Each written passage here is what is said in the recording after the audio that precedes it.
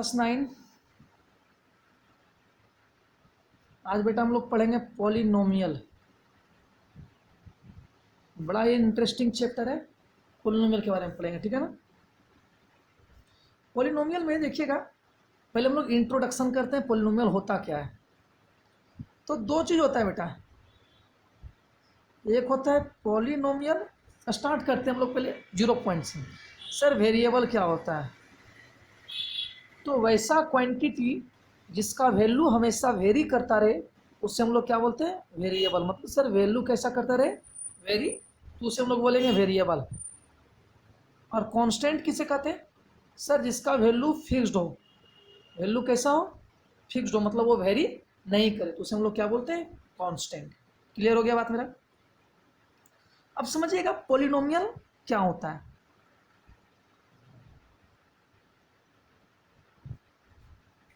Sir polynomial होता है ऐसा एल्जेब्रिक एक्सप्रेशन। अब परेशानी होता है सर एल्जेब्रिक एक्सप्रेशन क्या होता है, तो डेफिनेशन याद रखिएगा, वेरिएबल एवं कांस्टेंट को प्लस माइनस मल्टीप्लाई और डिवाइड के साथ बाइंड करना ही एल्जेब्रिक एक्सप्रेशन कहलाता है।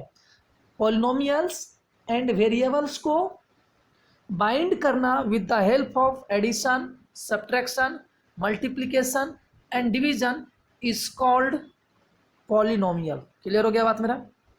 समझ में आया कि नहीं आया? वेरिएबल एंड कांस्टेंट को बाइंड करना with the help of addition, subtraction, multiplication, division is called polynomial. ठीक है बाबू? is called algebraic expression, not polynomial, is called algebraic expression। Variable and constant को बाइंड करना with the help of addition, subtraction, multiplication and division is called algebraic expression. तो वैसा algebraic expression जिसमें हम variable का वैल्यू फाइंड आउट नहीं कर सकते हैं उससे हम लोग बोलते हैं पॉलिनोमियल। फॉर एग्जांपल देखिए बेटा, यहाँ पे लिखा हुआ 6x + 5। क्या यहाँ से x का वैल्यू निकाल सकते हैं? नहीं सर, यदि इक्वल टू होता ना तो हम निकाल सकते थे, लेकिन यहाँ इक्वल टू तो नहीं है, इसका मतलब इसका हम वैल्यू निकाल नहीं सकते थे, इसे हम लोग बोलेंगे पॉलिनोमियल। तो पॉलिनोमियल होने के लिए कंडीशन क्या होता है? सर पॉलिनोमियल होने के लिए कंडीशन ये होता है कि वेरिएबल का जो पावर होना चाहिए वो नॉन नेगेटिव इंटीजर होना चाहिए। वेरिएबल का पावर क्या होना चाहिए? Non negative integer. इसका क्या मीनिंग हुआ सर? नॉन नेगेटिव इंटीजर का क्या मीनिंग हुआ? मतलब पावर्स में, याद रखिएगा बेटा, पावर्स में नेगेटिव नहीं होना चाहिए, पावर्स में फ्रैक्शन नहीं होना चाहिए, पावर्स में डेसिमल नहीं होना चाहिए, पावर्स में रूट नहीं होना चाहिए। ये सब चीज़ पावर में नहीं होना चाहिए, तभी वो पॉलिनोमियल होगा, अदरवाइज वो पॉलिनोमियल नहीं होगा। समझ में आया बात मेरा? कोई दिक्कत तो नहीं है? जैसे बेटा कहीं लिखा हुआ है x + 1/x, क्या ये पॉलिनोमियल है? बिल्कुल नहीं है। क्यों सर? x तो सही है, लेकिन इसको लिखेंगे तो x का पावर माइनस हो जाएगा, ये पावर माइनस आ गया कि नहीं आ गया, इसका मतलब ये पॉलिनोमियल नहीं है। तो वेरिएबल का पावर नॉन नेगेटिव इंटीजर होना चाहिए।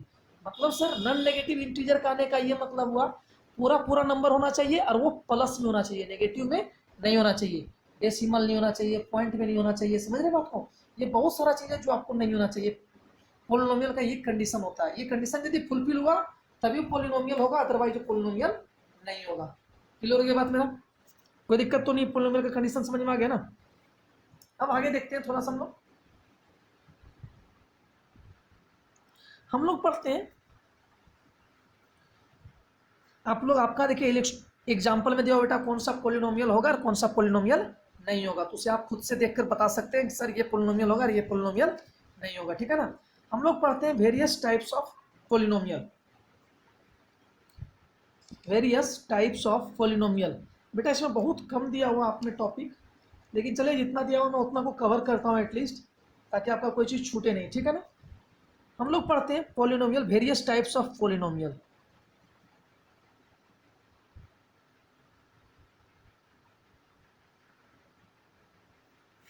क्या होता है वेरियस टाइप्स ऑफ पॉलिनोमियल? पहला होता है लीनियर पॉलिनोमियल।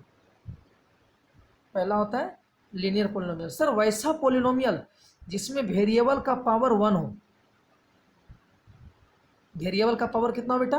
1 हो, तो उसे हम लोग बोलते हैं linear polynomial. For example 5x plus 6, variable x है सर, इसका पावर कितना 1, तो इसे बोलेंगे लीनियर पोलिनोमियल। मतलब ऐसा पोलिनोमियल जिसका वेरिएबल का पावर कितना हो, मैक्सिमम 1 हो, तो उसे हम लोग क्या बोलते हैं, लीनियर पोलिनोमियल। सेकेंड नंबर होता है बेटा आपका quadratic polynomial.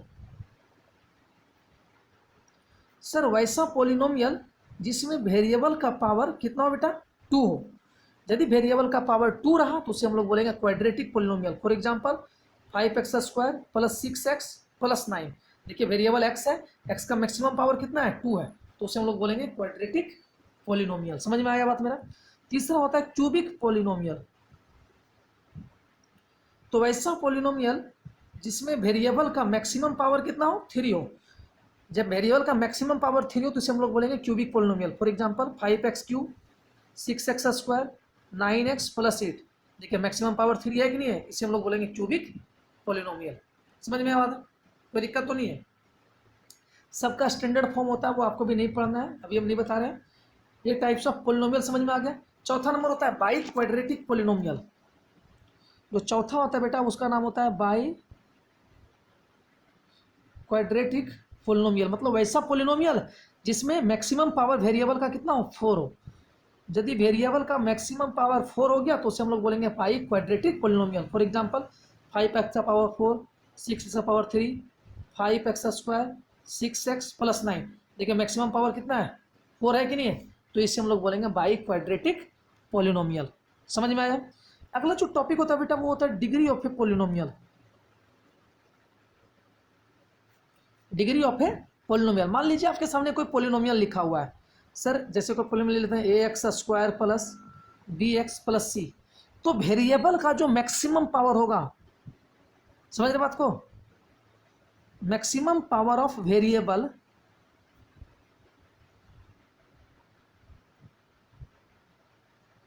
Is called degree. उसे हम लोग क्या बोलेंगे, डिग्री। वेरिएबल का जो मैक्सिमम पावर होगा उसे हम लोग क्या बोलेंगे, डिग्री। तो यहाँ वेरिएबल का मैक्सिमम पावर कितना है, 2 है, तो उसे हम लोग बोल देंगे डिग्री 2।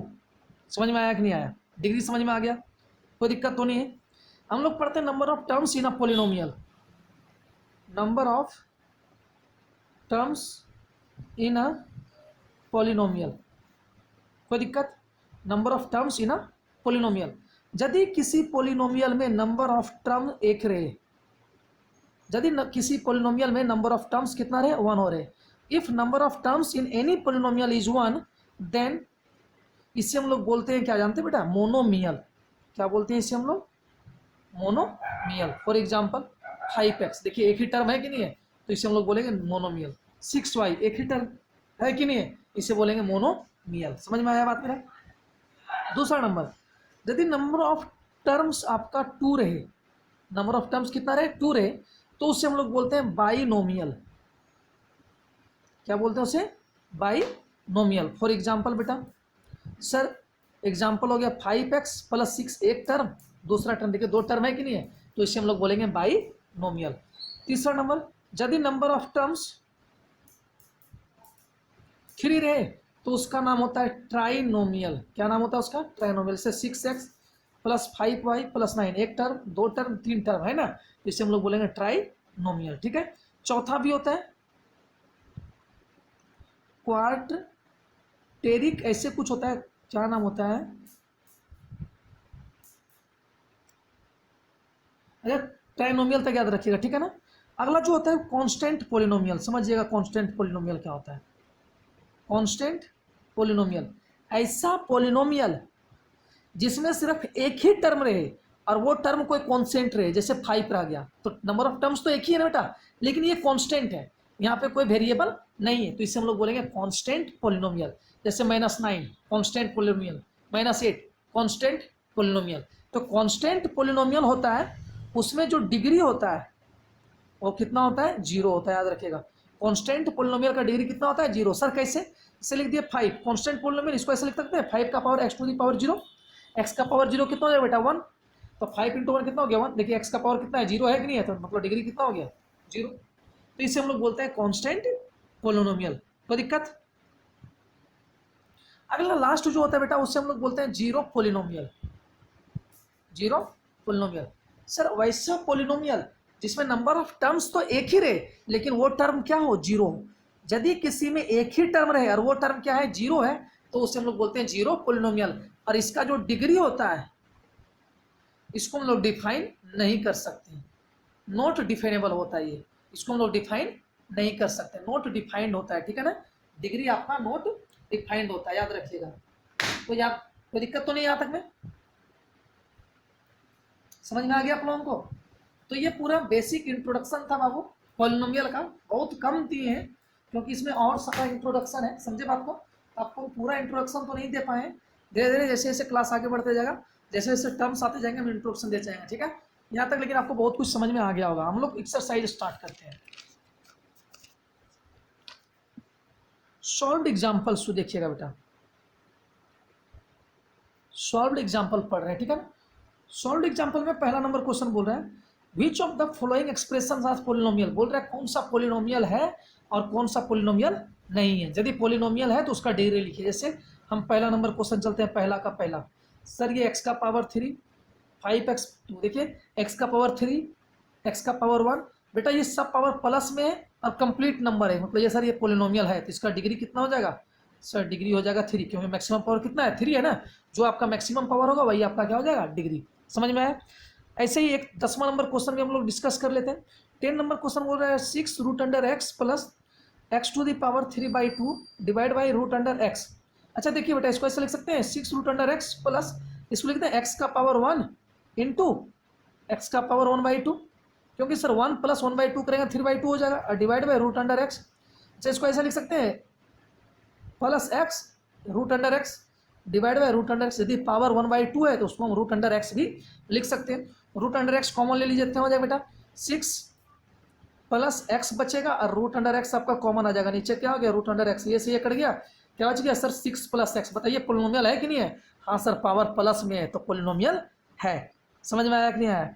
मतलब किसी भी तरीके से सॉल्व करके देखिए या कुछ भी करके देखिए, पावर्स हमेशा नॉन नेगेटिव इंटीजर आना चाहिए, मतलब पावर्स में हमेशा पॉजिटिव होना चाहिए और बड़ा बड़ा नंबर होना, मतलब जो नंबर होना चाहिए वो पूरा पूरा होना चाहिए, जैसे 1 2 3 4 5 6, डेसिमल नहीं होना चाहिए, पॉइंट नहीं होना चाहिए, ठीक है ना। समझ में आ गया। चलिए अगला वीडियो में देखते हैं हम लोग अगला क्वेश्चन।